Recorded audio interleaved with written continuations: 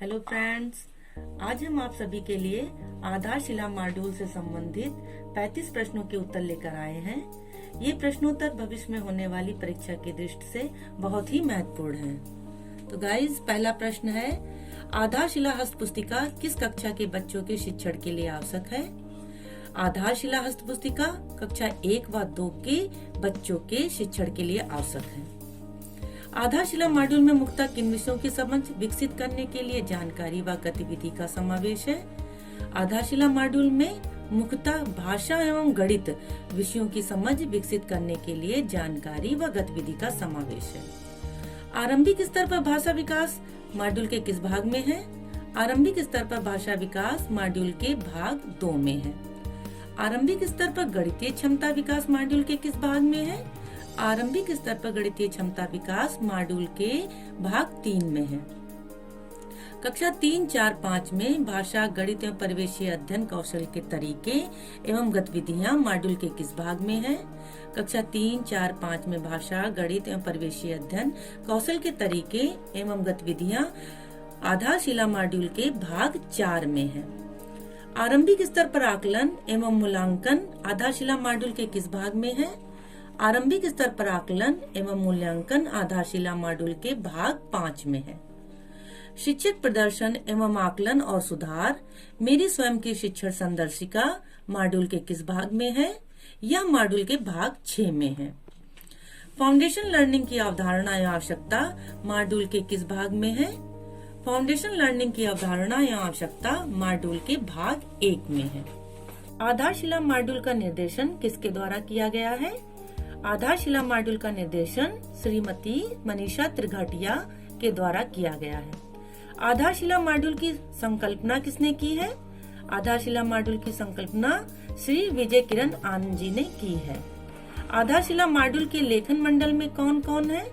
आधारशिला मॉड्यूल के लेखन मंडल में श्री सुरेश कुमार सोनी, डॉक्टर अमनीश कुमार यादव, डॉक्टर महेंद्र कुमार द्विवेदी, लक्ष्मी निगम, राफिया निकहत, मनीषा चौधरी, डॉक्टर अंबिकेश त्रिपाठी, दीप्ति श्रीवास्तव आदि हैं। आधारशिला मॉड्यूल में तकनीकी सहयोग किसने दिया है? आधारशिला मॉड्यूल में तकनीकी सहयोग श्री इमरान खान, श्री नरेंद्र वर्मा, श्री मुकेश अग्रवाल जी ने दिया है। इस मॉड्यूल में चित्रांकन किसके द्वारा हुआ है?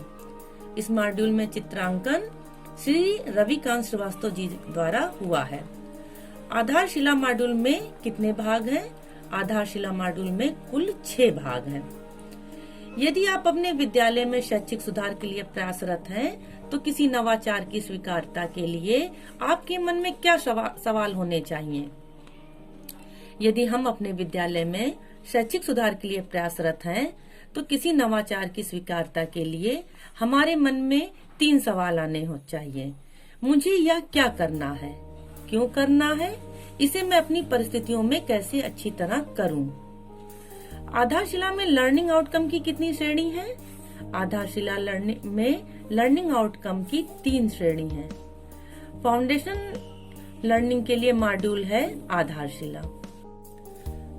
अगला प्रश्न है, कक्षा शिक्षण के दौरान कराई जाने वाली गतिविधि के मूल सिद्धांत क्या है?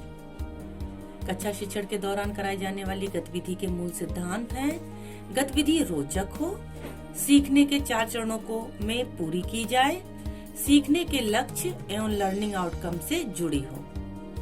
गतिविधि का प्रकार नहीं है। व्याख्यान गतिविधि का प्रकार नहीं है। गतिविधि के प्रमुख चरण कौन से हैं? ERAC गतिविधि के चरण हैं।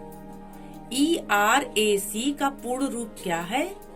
E experience, R reflection, A application, C consolidation. ERAC का हिंदी में पूर्ण रूप क्या है? अनुभव, चिंतन, अनुप्रयोग, समेटना। ये ERAC का हिंदी में पूर्ण रूप है। भाषा विषय के शिक्षण के लिए प्रमुख लर्निंग आउटकम की संख्या कितनी है? भाषा विषय के शिक्षण के लिए प्रमुख लर्निंग आउटकम है 4। आरंभिक स्तर पर प्रमुख रूप से भाषाई कौशल कौन से हैं? L, S, R, W यानी सुबोपली आरंभिक स्तर पर प्रमुख रूप से भाषाई कौशल है। लर्निंग आउटकम भाषा विकास के किन 4 बुनियादी पहलुओं पर आधारित है? लर्निंग आउटकम भाषा विकास के निम्नलिखित 4 बुनियादी पहलुओं पर आधारित है। जैसे पहला सुनना बोलना, दूसरा पढ़ना लिखना, तीसरा भाषा संरचना और व्याकरण, और चौथा कल्पना और सृजनशीलता। बच्चे दिए गए 2 चित्रों में अंतर स्पष्ट कर लेते हैं।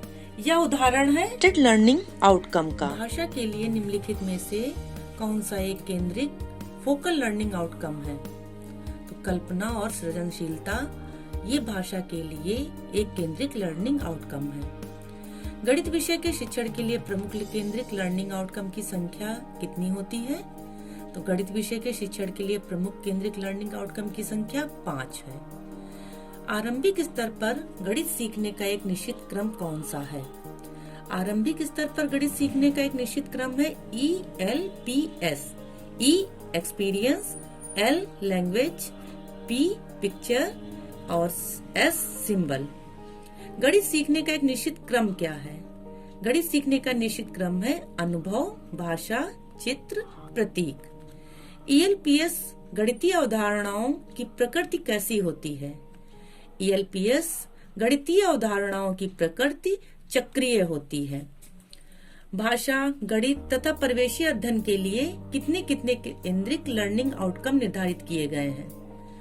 भाषा के लिए 4, गणित के लिए 5 तथा परिवेशीय अध्ययन के लिए 4 ये केंद्रित लर्निंग आउटकम निर्धारित किए गए हैं। फाउंडेशन लर्निंग शिविर की अवधि कितने दिन की है? फाउंडेशन लर्निंग शिविर की अवधि 50 दिन की है। 50 दिवसीय फाउंडेशन लर्निंग शिविर में कक्षा शिक्षण के दौरान किन गतिविधियों को सम्मिलित किया जाता है?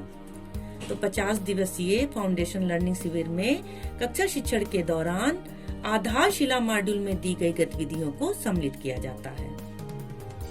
आधारशिला मॉड्यूल के आधार पर शिक्षक को सर्वप्रथम कौन से कार्य करने हैं? आधारशिला मॉड्यूल के आधार पर शिक्षक को सर्वप्रथम बच्चों का आरंभिक परीक्षण करना होता है।